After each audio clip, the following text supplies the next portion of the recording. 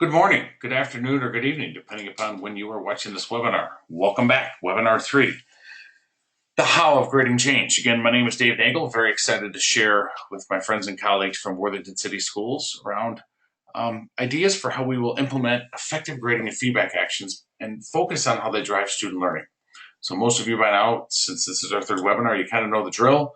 Hopefully you've got your working handout available, and we're going to jump right into today's session. As always, I want to have a commitment to interactivity. Several of you have taken the time to email me, sent me actually a few Twitter feeds. Really appreciate that. If you have thoughts, comments, challenges, please always feel free to do so.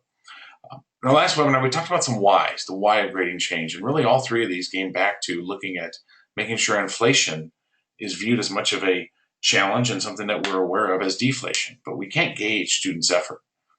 And so many times the impact that we have the expectations we have on certain students impact the grades more than anything. Going into a semester, Tom Guskey found that in a large-scale study of high school teachers, found that student grades that they had within the first 2 weeks of the semester were like 94% correlated with the grades they had at the very end of the semester. And out of the 6% that were left over, 4% were very similar. And his challenge to us was, what happened during the rest of those 16 weeks? Did we make some determinations early on about how students were going to end up? And if we did, why didn't we do anything about it? So now we want to dig into the how. How do we make some grading changes? And I'm going to challenge us always to go through a simple filter, benefits and drawbacks. I'm going to share ideas and strategies that you're going to have pushbacks on, you're going to have thoughts on, you're going to see benefits of them. And ask you to weigh those. And ask you to weigh what are the benefits and drawbacks? If there's more benefits and drawbacks, I'm going to challenge us, why wouldn't we do them? There's more drawbacks, let's figure out why. Where are the drawbacks? And maybe it's something we don't want to put in place at this time.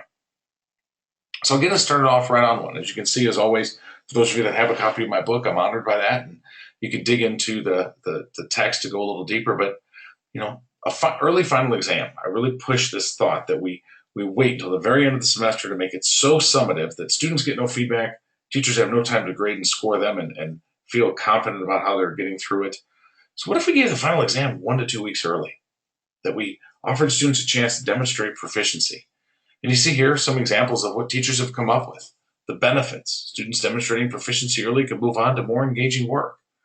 They can identify students who need specific support earlier. They need that element in the review versus this.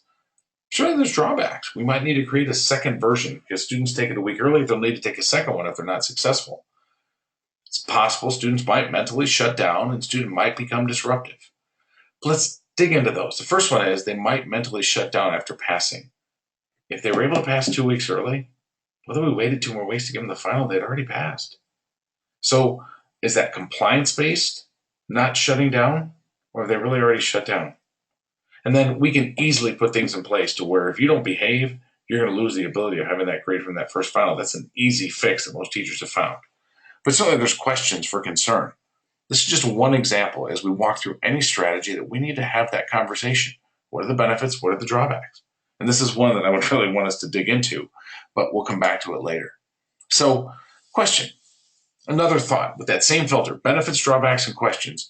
What would be the benefits and drawbacks of changing the penalty for late work to something other than a reduction in points? I'll pause the recording. You see the reflection activity in your handout. But instead of points, instead of devaluing their work, what might be some benefits of another type of penalty? What would be some drawbacks? Be back in just a moment. Hopefully, if you're in your teacher-based team, you'll have a discussion with your peers about this one.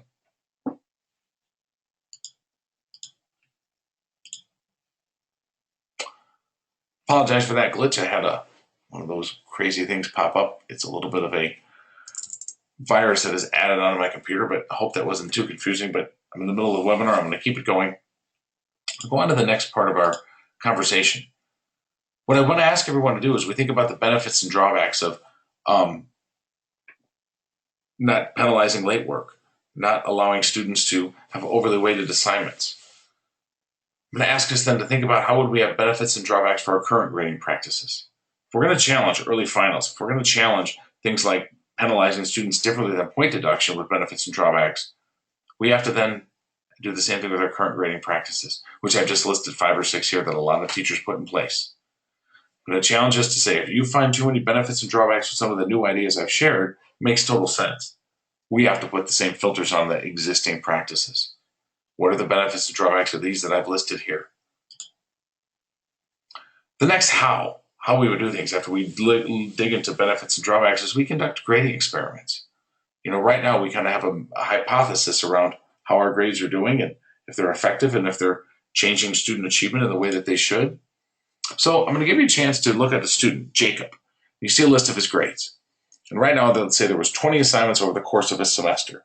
And for simple conversation, simplicity's sake, these are chronologically ordered. So assignment 1 is in August. Assignment 20 is in December at the end of the semester.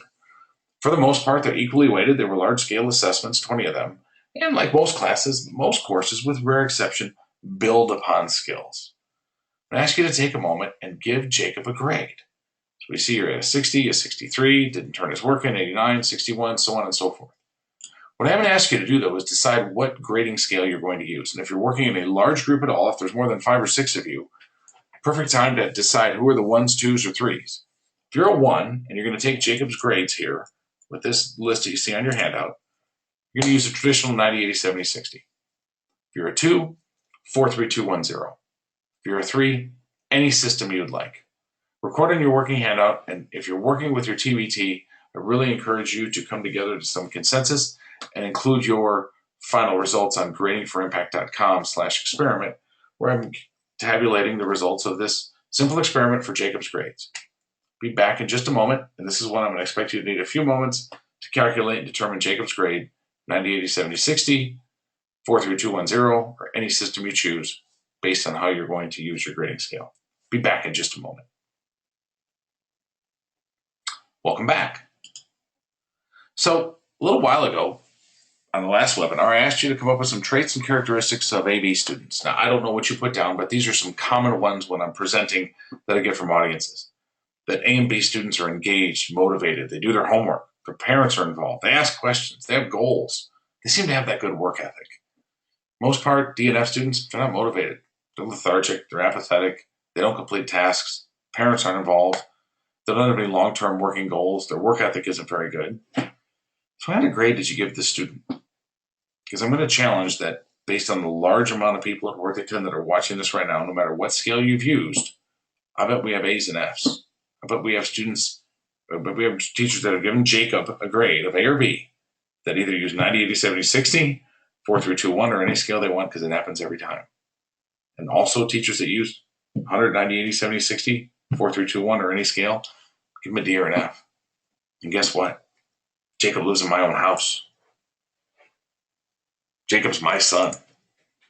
And while he's happy to catch a fish and he's only 7 years old, I promise you when he becomes a teenager, if he's anything like his father, there's going to be times when he's apathetic. There's going to be times when he's very engaged. There's going to be times when he sets goals. There's going to be times when he's lazy. But you know what? His parents are just as involved as they can be. So my challenge is to say, have we made the decision based on the grade, assuming that it's the student or less about us? And this is just an honest challenge that Dave would raise his hand and say, I've done the same thing. Because every time I've done this experiment, I've had, no matter what the group was, 4, 3, 2, 1, A, B, C, D, A's and B's, D's and F's, with the same list of grades. Now, I know I didn't give you more information. I know teachers would say, well, I want to know about each assessment. I understand that. But right now, are we going through that same level of looking at our grades and assessment with our own students before we even look at who Jacob really was?